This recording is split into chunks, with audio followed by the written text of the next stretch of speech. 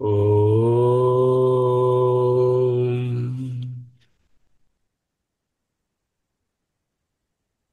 అహమస్మి అహమస్మి అహమస్మి. మనము 13వ అధ్యాయంలో 2వ శ్లోకం క్షేత్రజ్ఞ అనే అంశాన్ని చూస్తున్నాం. క్షేత్రజ్ఞం చాపి మాం విద్ధి సర్వక్షేత్రేషు భరత క్షేత్రజ్ఞయో జ్ఞానం యద్జ్ఞానం మతం మమ.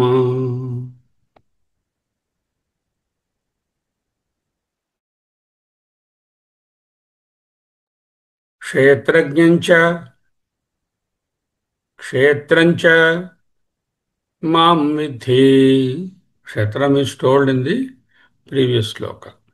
క్షేత్రజ్ఞం చ క్షేత్రం చ మాం విద్ధి సర్వక్షేత్రేషు భారత క్షేత్రజ్ఞయోః జ్ఞానం యత్ తత్ జ్ఞానం మతం మమ. క్షేత్రజ్ఞం యథోక్తలక్షణం చాపి మాం అంటే పరమేశ్వరం అసంసారిణం విద్ధి జానీహి సర్వక్షేత్రేషు. అంటే యః క్షేత్రజ్ఞః, ఏ క్షేత్రజ్ఞుడైతే బ్రహ్మాది స్తంభ పర్యంత అనేక క్షేత్ర ఉపాధి ప్రవిభక్తః. So Kshetra is not my body alone here. Kshetra means everything that is created, right from Brahmaji to the blade of grass. తం అటువంటి క్షేత్రజ్ఞుని, ఎటువంటి క్షేత్రజ్ఞుడు? బ్రహ్మాది స్తంభ పర్యంత అనేక క్షేత్ర ఉపాధి ప్రవిభక్త క్షేత్రజ్ఞ నిరస్త సర్వ ఉపాధి భేదరహితం. సర్వ ఉపాధి భేదములు, నిరస్త సర్వోపాధి భేదం, సర్వోపాధి భేదములు తొలగినటువంటి సత్ సద అసత్ ఆది శబ్ద ప్రత్యయ అగోచరం. ఇది సత్శబ్దము అంటే సృష్టిలో ఉన్నది, అసత్ అంటే లేనిది ఇంకా రాబోయేది అనేటటువంటి శబ్ద ప్రత్యయములకు అగోచరం. అటువంటి దానిని విద్ధి జానీహి ఇత్యభిప్రాయ. This is the understanding. హే భారత, భారత అంటే చూశాం, ఎవరికైతే బ్రహ్మ విద్య యందు రతి ఉన్నదో వాళ్ళు భారత.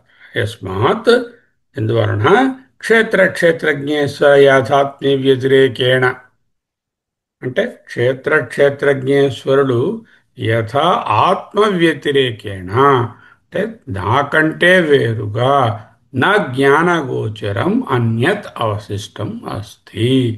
నాకంటే జ్ఞానమునకు తెలియవలసినది, తెలిసేది, తెలుసుకునేది అన్యత్ ఏది అవశిష్టం నాస్తి, ఏది మిగిలి లేదో. తస్మాత్ ఆ కారణం వలన క్షేత్రజ్ఞయో, ఈ క్షేత్రముల యొక్క జ్ఞేయోభూత, ఈ రెండు కూడా తెలుసుకోవలసినవి. యత్ జ్ఞానం, ఏ జ్ఞానం ఉన్నదో అది క్షేత్రజ్ఞ జ్ఞానం, క్షేత్రజ్ఞ యొక్క జ్ఞానము. యాన జ్ఞానేన, ఏ జ్ఞానం ద్వారా విషయీక్రియతే, తత్ ఏ జ్ఞానం ద్వారా ఈ క్షేత్రజ్ఞులు ఇది ఇది అని వేర్పాటుగా చక్కగా తెలుస్తుందో, తజ్ఞానం అటువంటి జ్ఞానం సమ్యక్ జ్ఞానం ఇది అని మతం మమ. మతం అభిప్రాయ, మమ అంటే ఈశ్వరస్య విష్ణో అభిప్రాయ. అభిప్రాయ అంటే ఆయన యొక్క ఒపీనియన్ అని కాదు. It is not a debatable thing and it is a firm declaration by the శృతి. ఇప్పుడు క్షేత్రజ్ఞం మాం విద్ధి. క్షేత్రజ్ఞుడు అంటే జీవాత్మ, మాం అంటే పరమేశ్వరుడు, విద్ధి అంటే బాగా క్షుణ్ణంగా తెలుసుకో. అంటే ఏమిటి? ఒక్కొక్క శరీరంలో జీవునిలోనున్న జీవాత్మగానున్నటువంటి తత్వము, సమస్త ప్రపంచమునందున్న తత్వము, పరమేశ్వర తత్వము ఒక్కటే. ఎన్నెప్పడ్డా ఇప్పుడు జీవుడు, వానిలో ఉండే జీవాత్మ, సకల సృష్టిలో ఉండేటటువంటి చైతన్యము, చైతన్యాత్మ అండ్ ది పరమాత్మ are not different. They are one and the same. That is the teaching. జీవాత్మ పరమాత్మ ఐక్య బోధక వాక్యం. కాబట్టి ఇది ఒక మహావాక్యం. జీవాత్మ శరీరపరంగా చూస్తే జీవాత్మ యొక్క ఉపాధి వేరు, ప్రపంచము యొక్క ఉపాధి వేరు.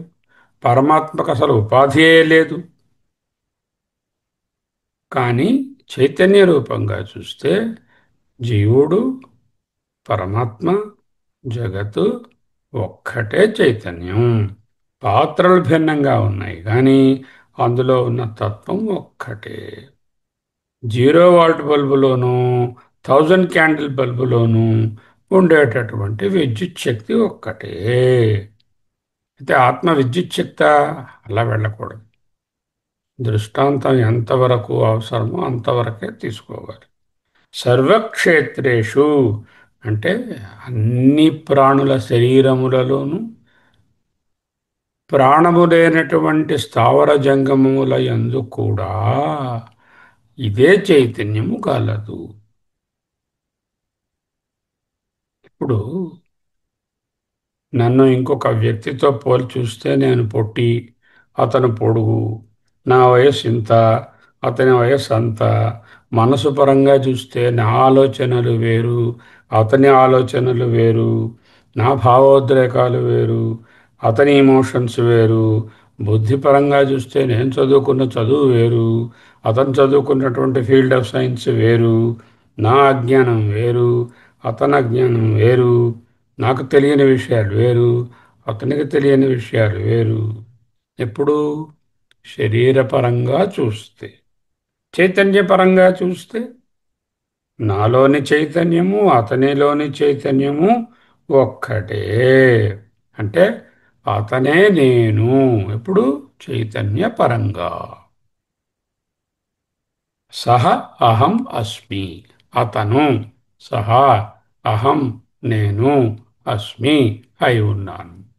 ఎప్పుడు when I'm taking the component of the Chaitanya in him and in me, that him is పరమాత్మ. అంటే పరమాత్మలోని చైతన్యము, నాలోని చైతన్యము ఒక్కటే. సహ అహం అస్మి, అహం సహ అస్మి. సహ అహం అస్మి అన్నా, అహం సహ అస్మి అన్నా ఒక్కటే. ఇదే ప్రసిద్ధమైన మంత్రం, సోహం మంత్రం, హంస మంత్రం. అహం సహ అహమస్మి, సోహమస్మి. అహం సహ అస్మి, హంసోస్మి, హంసోస్మి. అస్మి తీసిస్తే సోహం అహంస, సోహం హంస, సోహం హంస. అహంసలో ఆవిడి సోహంలో కలిసిపోయింది, సహాలో విసర్గ ఉండదు. అప్పుడు సోహం హంస, సోహం హంస, సోహం హంస. No meditate. సోహం, సోహం, సోహం, సోహం. పరమాత్మ చైతన్యము, నా చైతన్యము ఒక్కటే. పరమాత్మలోని, నాలోని మరి అక్కర్లేదు.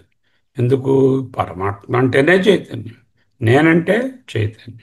కాబట్టి నా చైతన్యము, పరమాత్మ చైతన్యము ఒక్కటే. ఇంకా చెప్పాలంటే నా పరమాత్మ అని కూడా అక్కర్లేదు. చైతన్యము ఒక్కటే. దీనిని హంస మంత్రము అంటారు. హంస అంటే అహం సహ, అహం సహ, అహం సహ, అహం సహ, అహం సహ, అహం సహ, అహం సహ, అహం సహ. ఈ జ్ఞానం ఎంతో ఉపయోగమైనటువంటిది. తక్కిన జ్ఞానాలు ఎన్ని పొందినా కూడా ఎంత పెద్ద సైంటిస్టు, డాక్టరు, మరోటి మ్యాథమెటీషియన్, ఆస్ట్రాలజరు అయినా కూడా అవన్నీ పూర్తి ప్రయోజనాన్ని ఇవ్వలేవు. అవి జీవితంలో ఏదో వ్యవహారానికి పనికొస్తాయి కానీ ఆత్యంతిక దుఃఖ నివృత్తికి పనికిరావు. బాగా చదివేశాను, పిహెచ్డి చేసేసాను, డిఎం చేసేసాను, ఎఫ్ఆర్సిపి చేసేసాను. అంటే ఏమిటి? ఇంతకుముందు నేను చదువుకోని సంసారినైతే ఇప్పుడు చదువుకున్న సంసారిని. అంతే వ్యత్యాసం. రాగద్వేషాలు అలాగే ఉన్నాయి. సోహం తెలుసుకోలేదు, హంసమంత్రం తెలియదు, ఆ భావంలో ఉండలేదు, చైతన్య రూపంగా అన్నీ ఒక్కటే అనే జ్ఞానం కలగలేదు. అప్పుడు చదువుకున్న అజ్ఞాని, చదువుకున్న సంసారి అవుతాము. క్షేత్రజ్ఞయో జ్ఞానం, ఈ క్షేత్రము క్షేత్రజ్ఞుల గురించినటువంటి జ్ఞానమే యజ్ఞానం. ఏ జ్ఞానమైతే ఎటువంటి ఉన్నదో అది యజ్ఞానమేది. అపరావిద్య, పరావిద్య ఉండకోపనిషత్. పరావిద్య అంటే క్షేత్రజ్ఞుల జ్ఞానం.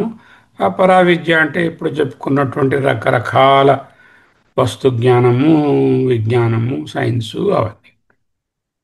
తక్కిన విద్యలన్నీ, జ్ఞానాలన్నీ అపరావిద్యయని, జీవబ్రహ్మ ఏకత్వం తెలుసుకునే క్షేత్రజ్ఞ జ్ఞానమే పరావిద్యయని ముండకోపనిషత్తు చెప్తోంది.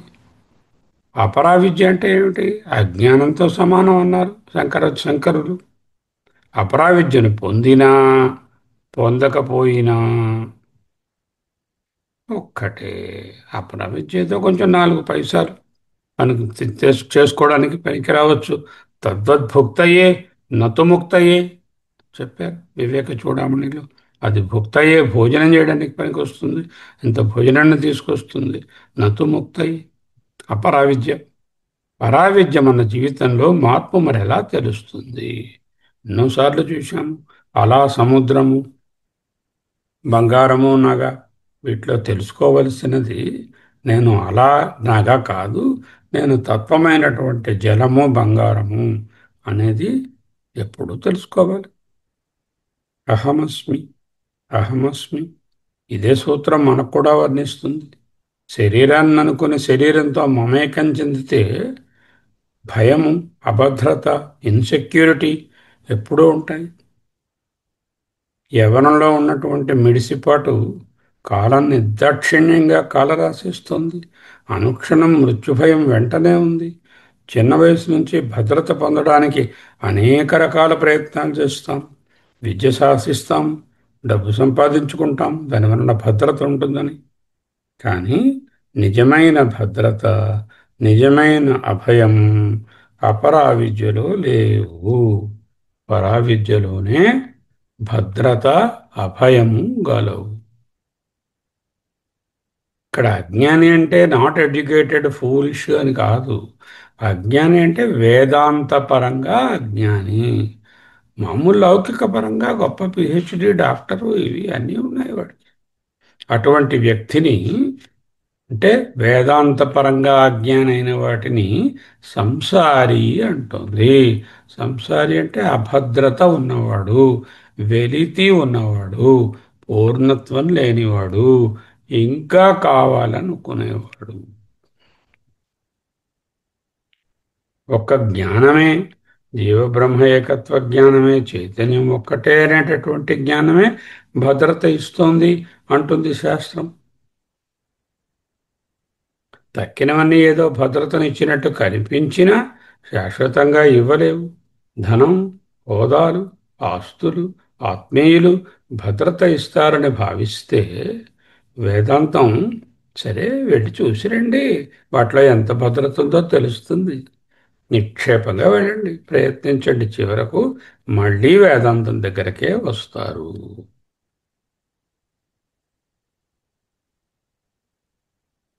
అయితే వేదాంత జ్ఞానం భద్రత ఇస్తుందా? వేదాంత జ్ఞానం కూడా భద్రత ఇవ్వదు. వేదాంతం నీకు బాహ్యంగా అసలు భద్రత అవసరం లేదు అని చెప్తుంది. నువ్వు నిత్య శుద్ధ ముక్త పురుషుడివి, అంటూ వేదాంతము మనలో ఉన్న అభద్రతాభావాన్ని పోగొడుతుంది.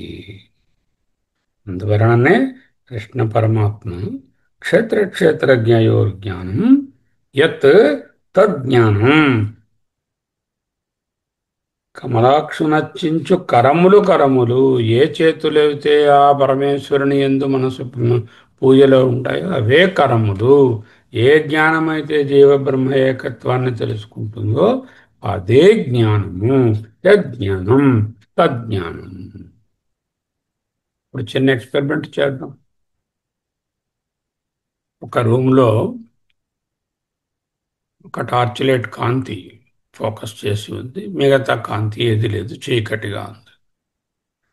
ఆ టార్చ్ లైట్ కాంతి ఉన్నది అని తెలియాలి అంటే ఆ కాంతిలో ఏదైనా ఒక అంశము చేయి ఉంచాలి.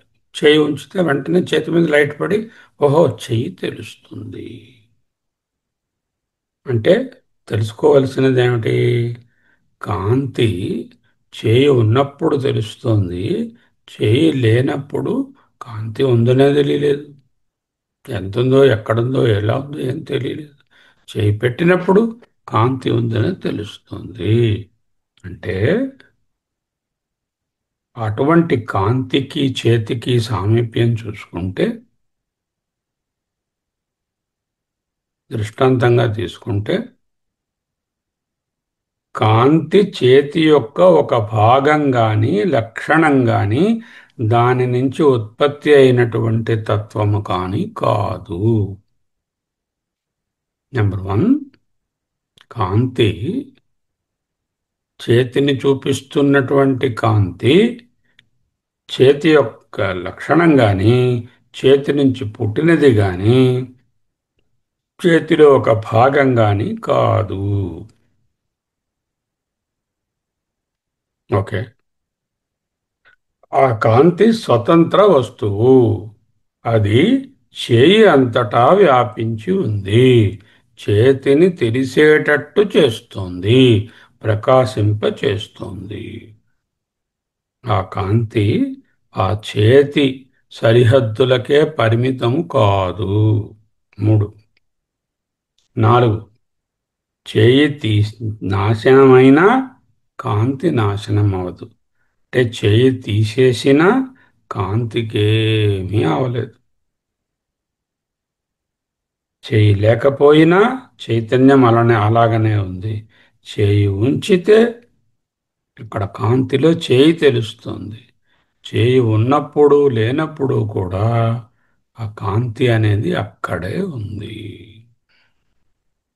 దీన్ని నౌ క్షేత్రజ్ఞానికి తీసుకెడదాం. చేయి బదులు క్షేత్రం అనుకోండి. క్షేత్రం అంటే ఇదం శరీరం, అంటే వ్యష్టి శరీరము, పరమాత్మ శరీరము, సమష్టి శరీరము, cosmic body and individual body, ఆ రెండు కూడా చేయి స్థానంలో క్షేత్రాన్నించాం. క్షేత్రజ్ఞుని ప్రజెన్స్లో క్షేత్రం తెలుస్తోంది. క్షేత్రజ్ఞుడు ఆ వెలుగు, ఆ ఎరుక క్షేత్రానికి పరిమితము కాదు. క్షేత్రం నుంచి ఉత్పత్తి అయినది కాదు. క్షేత్రంలో ఒక భాగము కాదు.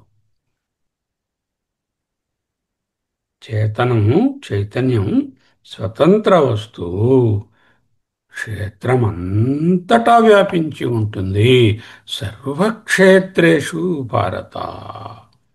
అది క్షేత్రాన్ని ప్రకాశింపచేస్తుంది.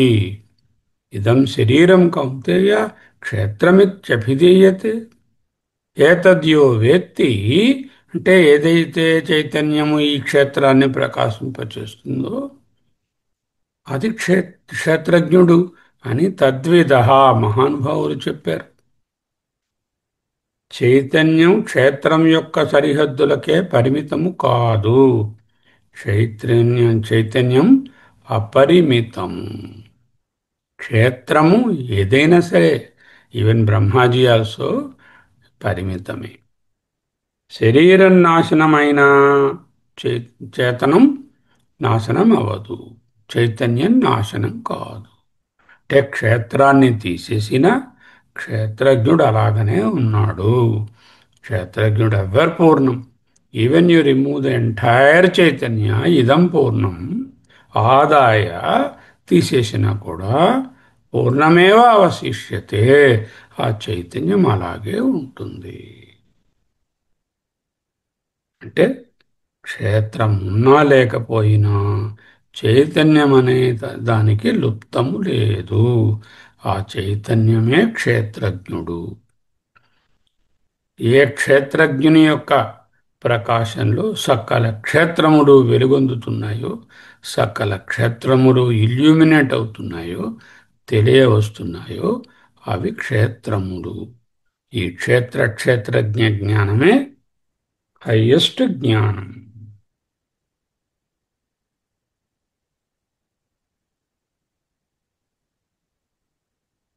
రెండవ అధ్యాయంలో దేహినోస్మిన్ యథా దేహే కౌమారం యవ్వనం జర తథా దేహాంతర ప్రాప్తి అంటూ 20వ శ్లోకంలో నజాయతే మ్రియతే వా కదాచిత్ అనే శ్లోకంలోను దేహి దేహము అని వాడారు. దేహి అంటే క్షేత్రజ్ఞుడు, దేహము అంటే క్షేత్రం. దేహి దేహము అనేటటువంటి పదాలను ఇక్కడ మోర్ టెక్నికల్ పదాలైనటువంటి క్షేత్రజ్ఞుడు ఈజ్ ఈక్వల్ టు దేహి, ద ఎంబాడీడ్ కాన్షియస్నెస్, అండ్ దేహం ది క్షేత్రం, ద బాడీ. Which body? జస్టి బాడీ యాజ్ వెల్ యాజ్ సమష్టి బాడీ, రెండు కూడా. అయితే ఏమిటండి, ప్రాణులు ఉన్న దగ్గర చైతన్యం తెలుస్తోంది ఉన్నదని, మరి అప్రాణివాచకాలు ఎన్నో ఉన్నాయి. కొండ బండ ఉన్నాయి. నా చెయ్యి మధ్యనే రెండు వేళ్ళు ఇలా వెడల్పుగా పెడితే ఆ వేళ్ల మధ్యలో ఖాళీ ఉంది. మరి ఆ ఖాళీలో చైతన్యం ఉందా లేదా? మీ కాంతి ఎక్స్పెరిమెంట్ని తీసుకోండి. చెయ్యి పెట్టారు కాంతిలో, మూసి వేళ్ళు దగ్గరగా పెట్టి కాంతి తెలుస్తుంది. వేళ్ళని దూరంగా పెట్టండి, అప్పుడు ఆ వేళ్ల మధ్యలో కాంతి ఉందా లేదా? కనపట్లేదు కానీ ఉంది కదా. అలాగే క్షేత్రంలోనున్నటువంటి స్థావర జంగమాలలో ప్రాణివాచకాలు ఏవైతే ఉన్నాయో, ప్రాణము కలిగిన వాటిలో చైతన్యం తెలుస్తూ ఉంది. ఎందువలన? మాధ్యమం ఉంది కాబట్టి, అంటే వేలు ఉంది కాబట్టి అక్కడ కాంతి తెలుస్తోంది. ఎక్కడైతే వేలు లేదో ఆ మధ్యలో ఖాళీలో కూడా కాంతి ఉన్నట్టే, ఎక్కడైతే ఉపాధి లేదో, అంటే ఏ ప్రాణి లేదో, ఆ రెండు ప్రాణులు ఉన్నాయో, రెండు ప్రాణుల మధ్యలో ఉన్న ఖాళీలో కూడా చైతన్యము ఉండనే ఉంది. అది లేదనేది లేదు. తెలిసేటటువంటి శక్తి, తెలుపుడు చేసే మాధ్యమం లేకపోవడమే కానీ చైతన్యము లేకుండా లేదు. దీన్ని బట్టి ఏం తెలిసింది? క్షేత్రజ్ఞుడు క్షేత్రమంతటా నిండి ఉన్నాడు. దానినే ఆకాశవత్ సర్వగతం క్షేత్రజ్ఞ. విష్ణో అనే పదానికి కూడా అదే అర్థం, సర్వవ్యాపకం. ఎక్కడైనా మీడియం ఉంటే ఆ మీడియాన్ని ప్రకాశింపచేస్తుంది, తెలుసుకుంటుంది. క్షేత్రం ఉంటే, అంటే ఎక్స్ప్రెసబుల్ థింగ్ ఉంటే, ఆ మధ్యలో మీడియంకి మధ్యన, ఉపాధికి మధ్యన ఏది లేదు కాబట్టి తెలియడం లేదు, కానీ అక్కడ కూడా చైతన్యము ఉండనే ఉంది. What happened? మనం సాధారణంగా ఈ శరీరమే క్షేత్రజ్ఞుడు, నాలోనున్నటువంటి బుద్ధిశక్తి మనస్సు వలననే నేను అన్నీ తెలుసుకుంటున్నాను, నాలో ఉన్న బుద్ధిశక్తి వేరు, నా ప్రక్క వారిలోనున్న బుద్ధిశక్తి వేరు అని అనుకుంటూ ఉంటాం. శరీరానికి పుట్టినరోజు చేస్తూ ఉంటాం. శరీరం ఎదుగుతూ ఉంటే మనము ఎదుగుతున్నట్టుగా భావిస్తాం. వేదాంతానికి రాకముందు నిత్య చైతన్యం అనేది ఒకటి ఉందనే తెలియదు. నా యొక్క మైండ్తోనే నన్నన్నీ చేసేస్తున్నాను అనుకున్నాను. నేను శరీరమే అనుకున్నాను. కానీ వేదాంతం జీర్ణమైన తరువాత ఒక అడుగు ముందుకు వేస్తే నేను శరీరాన్ని, నాలో ఆత్మ ఉంది అంటాం. సో ఏమిటి స్టేజెస్? మొట్టమొదటిది ఏమిటి? నేను శరీరమును అనేటటువంటిది ఫస్ట్ స్టేజ్. అంటే I'm, who I'm I'm so and so mister Sharma, this body, this age, this. That is the first stage, very అజ్ఞాన stage. Then what I will say, నేను శరీరాన్ని కాదు, నాలో ఆత్మ లేక చైతన్యం ఉన్నది. నేను శరీరాన్ని కాదని ఇంకా అనలే. నేను శరీరాన్ని, నాలో ఆత్మ ఉంది. నెంబర్ వన్ ఏంటి? నేను శరీరాన్ని, లోపల వేరే శరీరం అంటే స్థూల సూక్ష్మ శరీరాలన్నీ కలిపి సూక్ష్మ శరీరమైన మనసుతో నేను అన్నీ తెలుసుకుంటున్నాను. అది అజ్ఞానం, గ్రాస్ అజ్ఞానం. రెండవది, నేను శరీరాన్ని, నాలో ఆత్మ ఉంది. రెండవ లెవెల్. సరిపడదు.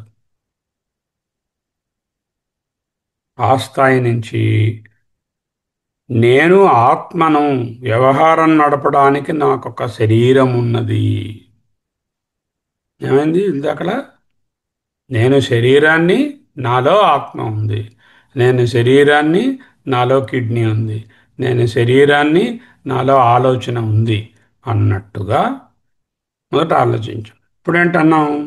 నేను చైతన్యాన్ని, వ్యవహారం నడపడానికి నాకొక ఉపాధి కలిగింది. వ్యవహారం అరువు ఇచ్చారు, తాత్కాలికంగా వాడుకునే మాధ్యమం. పంచభూతాలు నాకు అరువు ఇచ్చాయి పరమాత్మ ద్వారా, రికమెండేషన్ ద్వారా.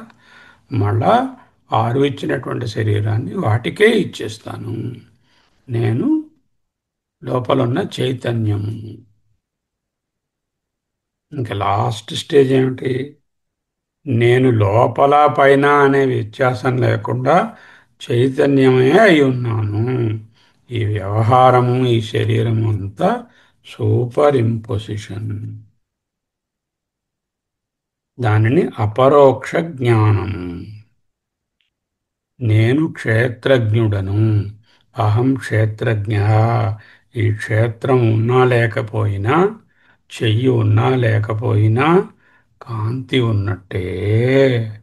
ఈ క్షేత్రం ఉన్నా లేకపోయినా, క్షేత్రం ఉన్న చోట అంటే క్షేత్రం తాలూకా ప్రాణాదులు కలిగిన జీవులు ఉన్న చోట, లేని చోట కూడా ఒకే విధంగా ఆ కాంతి ఉన్నది.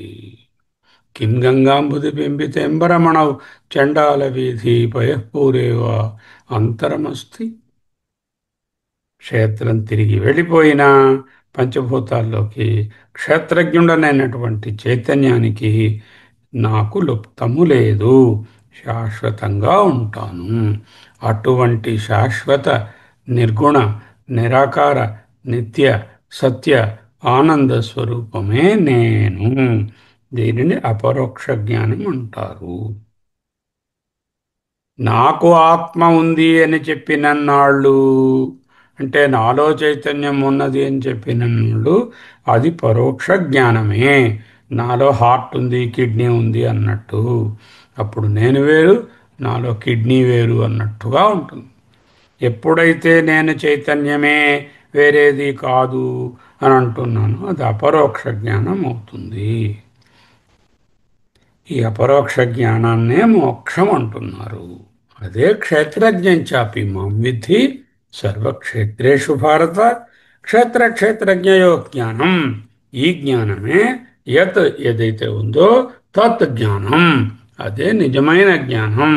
ఇది అని మమ మతం, అంటే పరమాత్మ యొక్క వెరిడిక్ట్, వేదోక్తమైనటువంటి ఒక ప్రొక్లమేషన్.